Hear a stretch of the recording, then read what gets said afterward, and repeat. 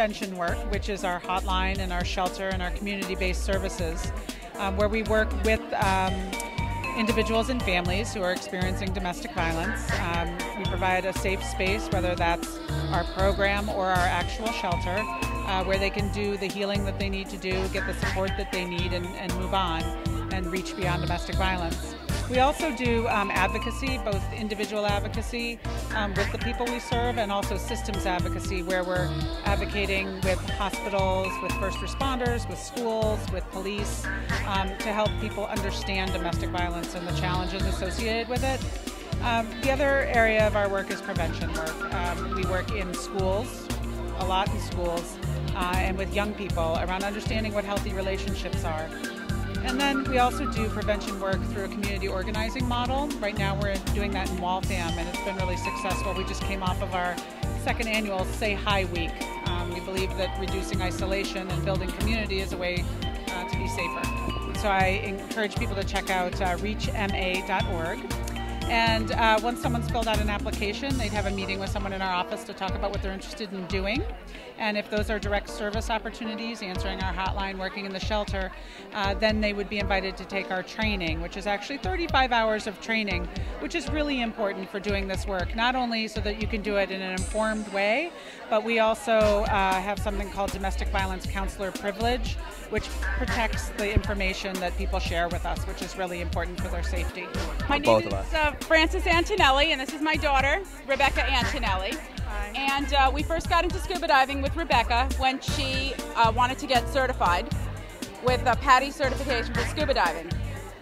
We then moved along to hoping to do a charity, and the first charity for someone who is not a scuba diver would be Diving Buddies, which is where we're matching up mentors who want to learn to scuba dive with children, say, from the inner city, who also want to learn to scuba dive and want to understand that they can do more advanced training, more adventurous activities than they might have been able to do without the charity's assistance. So that would be the first thing. They would go to classrooms and study the technology. Then you go to the pool and you try out the different techniques for scuba diving. And then you go to the open ocean and you do your checkout dive, and then you are a PADI certified scuba diver, and you can take on the whole world, even the aquatic world, if you would like to. So that is the first of the 3 charities for scuba diving that we have here. The second charity is called Dive Heart, and this is a charity for people who already know how to scuba dive and who would like to learn to scuba dive well enough to assist a handicapped person. It might be a person who's deaf, where it wouldn't be such a hardship to scuba dive because you can't hear underwater anyway. But it can also be any kind of handicap, including, say, for example, wounded warriors who have different injuries from the war, but who want to get back on track and feeling that they can take on the world as well. And so that is what Dive Heart does. And then the third charity, for those who are interested in, say, archaeology, Dive Archaeology works with the state agencies to look at the one place in America where, for example, ancient artifacts from the Indian native nations haven't been found, which is at the bottom of lakes or rivers, or any of the other artifacts that get found. Anybody can find an arrowhead walking through the woods or on different paths. But the things that have fallen to the bottom of the lakes that are mixed in with the silt, only a scuba diver is really going to be able to get down 30 or 50 feet to pick up some of those artifacts. So that is a third area. But of course, you can see the progression of experience. You can go from completely inexperienced to trying something new to gaining more experience to working with different handicapped buddies to very experienced. Because if you're going to do dive archaeology, you have to have really a lot of dives under your belt so you don't lose your head over some pottery shards and forget about running out of air. SPIN is Stray Pets in Need. It was founded by Wellesley Animal Control Officer Sue Webb in 1991. And it promotes the well-being of animals. We rescue and abandon animals.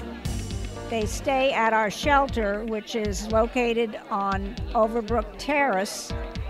And when animals get their shots, They have to stay there for about 10 days, and then they can go up to Pet World to be adopted. And we also help in domestic violence situations.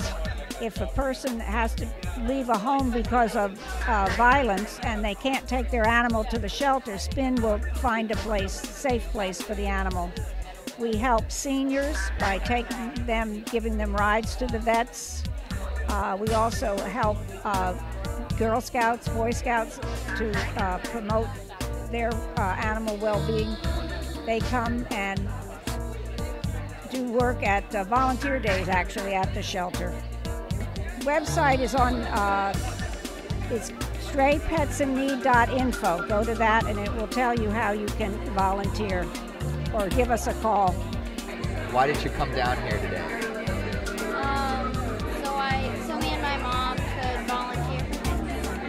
Did you see anything that looked interesting besides us? Yeah, I was going to volunteer at an animal shelter. What were you excited about? What interested you about the animal?